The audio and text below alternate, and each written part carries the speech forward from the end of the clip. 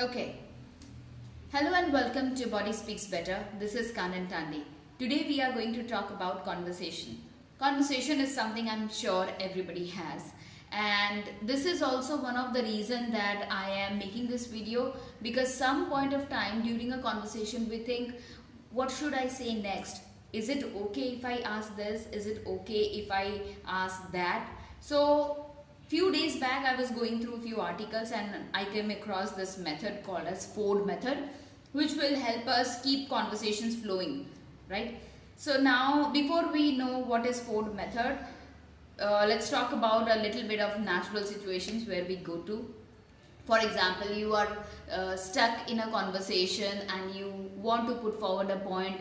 Sometimes you're interested in a person, still want to talk to that person, but you don't really know what to ask. I'm talking professionally also and personally also.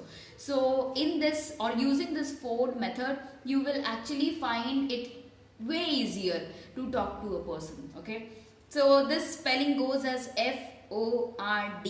F for family, O for occupation, R for recreation, and D for dreams. So when we talk about Ford, you do not have to ask necessarily about a family or some private family questions. For example, if you want to talk about a person's family, you have to be very normal and natural. For example, so who's there in your family? Okay, or how many members are there in your family? Do not indulge in some personal questions like, oh, so how many children do you have? You don't even know the person's age, you don't even know their marital status, and you're directly asking them personal questions. That's not right.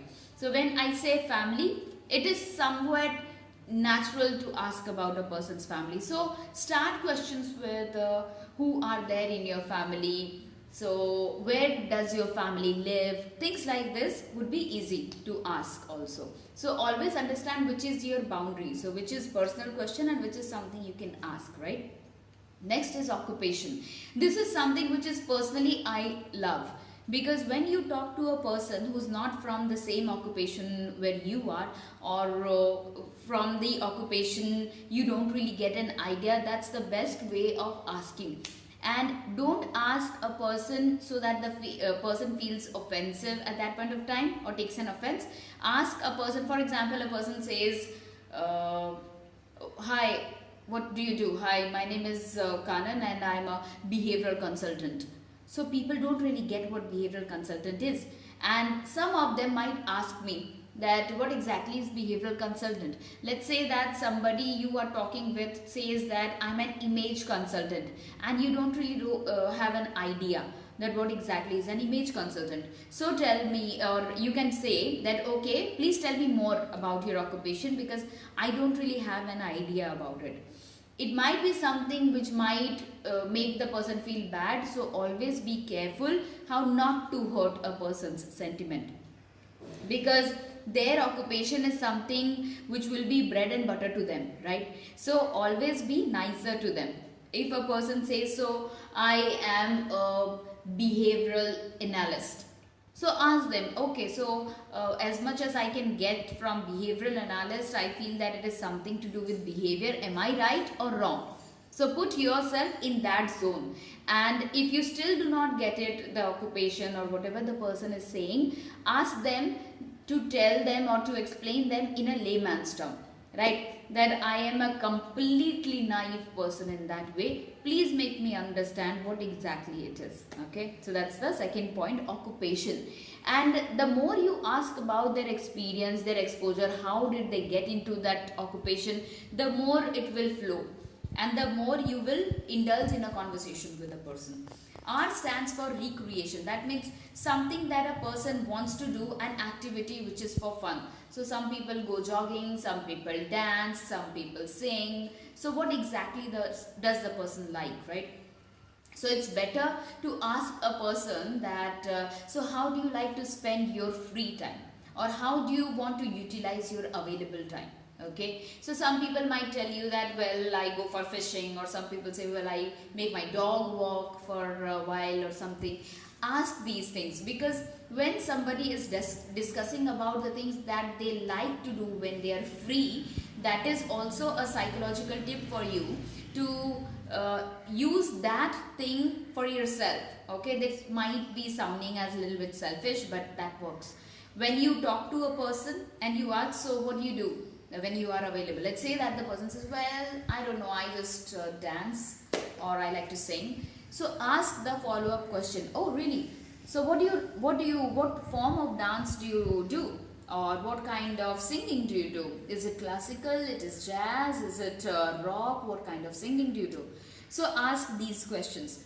And when a person talks about their hobbies, their pastime, you will actually see happiness at their face. And again, psychologically speaking, if a person feels happy while talking to you, for whatever reason, the person starts liking you. So that is a plus, right? And the fourth point is dreams. When you ask a person's dreams, not everybody will be open to talk about their dreams, because some people might consider it private. Okay, so a good or nicer way of asking would be, so what would you want to do before you die? Okay, or have you made a list of things before you die, you have to do those things like that. Or if today would be your last day, how would you like to live this life? Or if that's not possible, you can ask, so is there something you used to think when you were a child that would be your dream, and have you still continuing the same thing? Okay, so there are various things that you can ask around the same thing. Do not just directly ask a person you have just met, saying that, hey, so you're really interesting and what is your dream? Okay, that won't work. So you need to have a conversation for, let's say, 5 minutes, 10 minutes, 15 minutes into the conversation, and then you can ask the person, so where do you see yourself after 5 years? Do you think you have made it? Do you think you have a higher aspiration or higher goal? Do you think you will ever be contributing to the society in some manner? Things like that will always make a person more interesting to talk to you. And no matter what happens, people like to talk about themselves. So always have questions related to them, and you see how they open up. Okay, and this thing might take more time with introverts. On the other hand, the extroverts will be opening up soon. So always enter into a normal and neutral conversation first before entering into these methods, right? So when I say Ford method, next time when you get going, when you are talking to a person, apply this and let us know in the comment box if it worked or not. Thank you so much.